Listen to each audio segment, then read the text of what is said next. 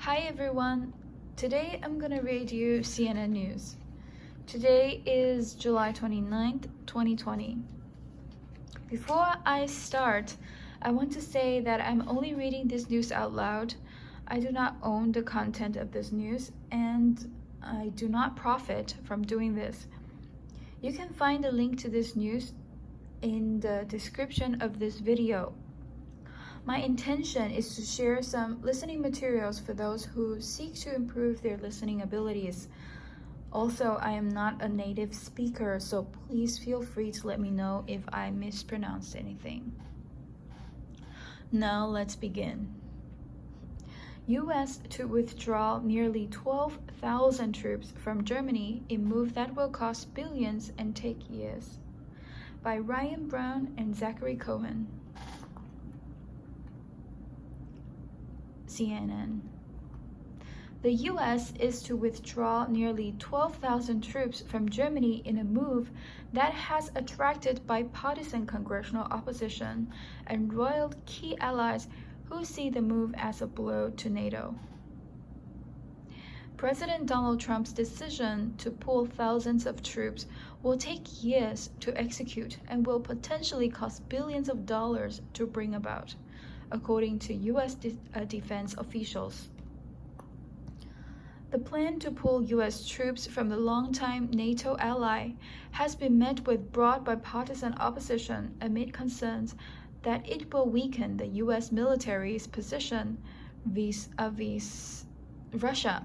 However, the Trump administration has decided to proceed with the move. Approximately 11,900 U.S. troops, a mix of Army and Air Force units, will be removed from Germany to meet Trump's mandate cap of 25,000 U.S. forces in Germany, according to a senior U.S. defense official, a number higher than the figure of 9,500 that was used when the reduction was first announced. The formal announcement was made Wednesday during a briefing at the Pentagon by Defense Secretary Mark Esper. The current EU-COM plan will reposition approximately 11,900 military personnel from Germany, from roughly 36,000 down to 24,000, in a manner that will strengthen NATO, enhance the deterrence of Russia, and meet the other principles I set forth, he told reporters, referring to U.S. European Command, which oversees U.S. military forces on the continent. Officials said the discrepancy was due to the fact that following a review, it was found that there were slightly more U.S. troops permanently assigned to Germany, about 36,000, than originally planned for. Of the troops leaving Germany, some 5,400 will be staying in Europe, the official said. The remaining 6,400 forces and their families will be returned to the U.S. and will in time redeploy to Europe. Defense officials said this will cost billions of dollars as new military construction will likely be required both in Europe and the U.S. to house the additional troops. Key command centers being moved. Key U.S. command centers will also be repositioned as part of the move, Esper and top military leaders confirmed Wednesday. General Todd Walters, the commander of U.S. European Command and NATO Supreme Allied Commander Europe, said the U.S. would be moving EU-COM headquarters from Germany to Belgium as part of the effort to co-locate the command with the NATO Military Command headquarters that is based there, and that Africa Command headquarters may be moving to a location to be determined as well. We also intend to reposition 3 brigade-size headquarters, an air defense artillery battalion, and an engineering battalion to Belgium from Germany, and 2 smaller support and contracting organizations to Italy. Walter told reporters at the Pentagon.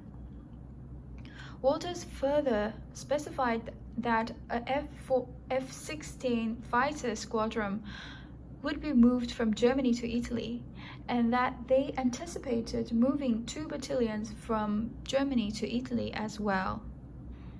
The defense official confirmed that the repositioning will take months to plan and years to execute, a timeline first revealed earlier this month by the chairman of the Senate Armed Service Committee, Senator Jim Inhofe, who had been briefed on the plan. The timeline suggests that the plan could be reversed should Trump lose the election in November. Defense officials say that the German Defense Minister Annegret Kramp-Karrenbauer and Secretary General of NATO Jens Stoltenberg has been briefed on the planned drawdown, as well as key members of Congress. Defense officials said that Secretary of Defense Mark Esper has directed that the repositioning seek to enhance deterrence against Russia, strengthen NATO, and support families of U.S. service members. Trump said he directed the move because he believes Germany doesn't spend enough on defense. However, Trump, who directed the move, said he did so because of Berlin's failure to meet the NATO target of spending 2% of GDP on defense, spending only about 1.38%. One of the only countries that hasn't agreed to pay what they're supposed to pay on NATO is Germany. So I said until they pay, we're removing our soldiers, a number of our soldiers by about half. Then when we get down to about 25,000, we'll see where we're going, Trump said last month. Defense officials, however, said Wednesday that the decision as to where to house the U.S. troops leaving Germany was not influenced by whether the new host country was meeting the 2% target. In fact, Belgium and Italy, the two countries that will be receiving U.S. troops from Germany, spend an even smaller percentage on defense than Berlin does.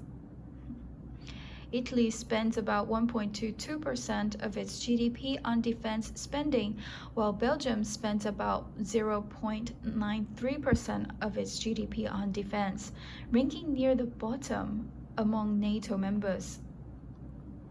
While Germany's national leadership has been largely silent on the troop cuts, local leaders representing the states where U.S. troops are housed recently wrote to members of the U.S. Congress asking them to help reverse the decision. We plead for this profound partnership to continue and for U.S. forces to remain at their locations in Europe and Germany, the leaders of German states of Baden-Württemberg, Rhineland, Palatinate, Hesse, and Bavaria wrote.